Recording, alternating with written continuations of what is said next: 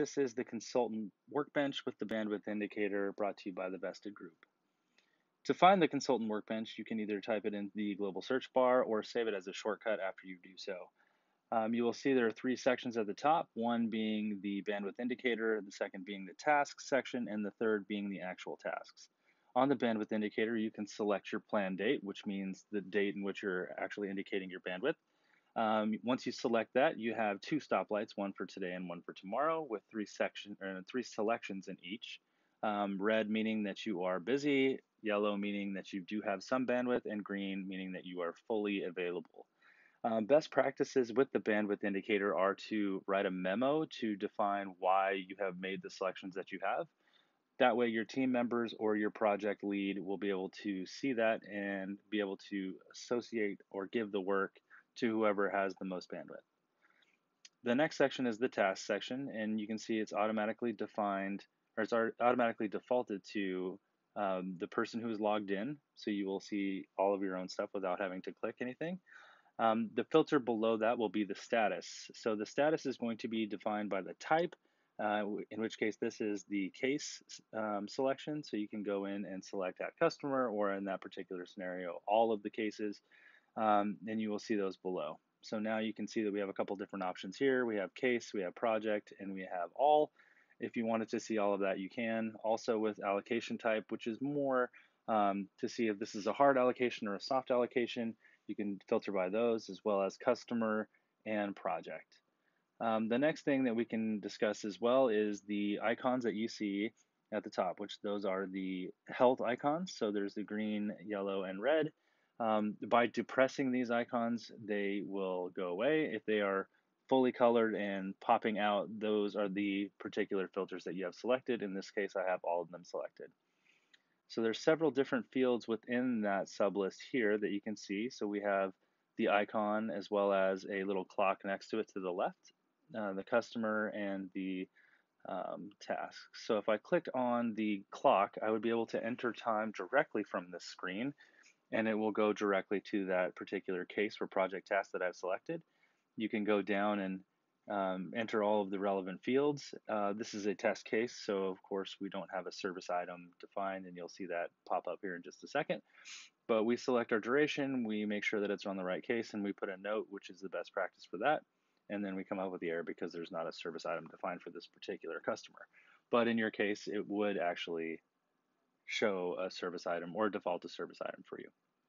So we're going to cancel out of that, and you can see that it's going to try to get me to resend this page, which I do, and it will reset. So now we have a couple different options here. We can see that there's the customer and the icons. If you hover over each of the icons, you can see that they have verbiage built in. And if we want to go to the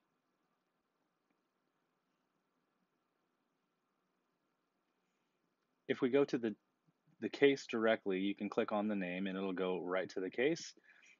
Here we can actually edit this case and add any communication just to see, this is actually supposed to be at customer instead of at, internal selection. So we go in and we do all the proper things that you would do for a case. So we're going to create a new message, or if we were copying an email in here, otherwise we would set our reply. And in this case, we're receiving a message from the client. And we've got all the requirements that we needed.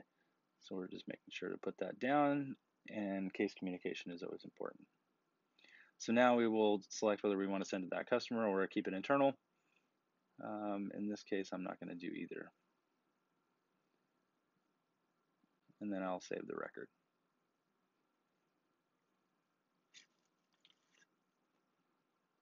Now you can see all of our communication has been stored. And then we have the last message date, which also shows up in the consultant workbench. Reload the page just to make sure that we have the most valid information.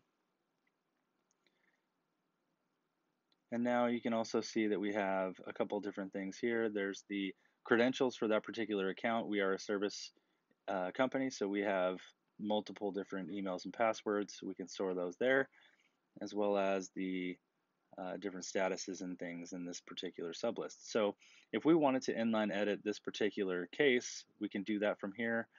There's an alert that pops up that says, hey, do you want to do this? In which case we want to change that.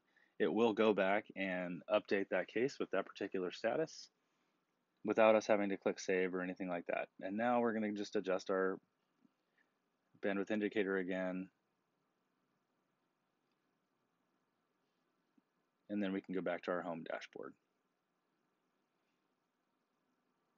On the home dashboard, you can see the bandwidth indicator portlet has been added, and the two values that I selected for today are right there. There's also a little icon to the left that you can actually click, and it'll go directly to the consultant bandwidth or the consultant workbench, which I'm going to click right here, and that brings us directly back with all today's information.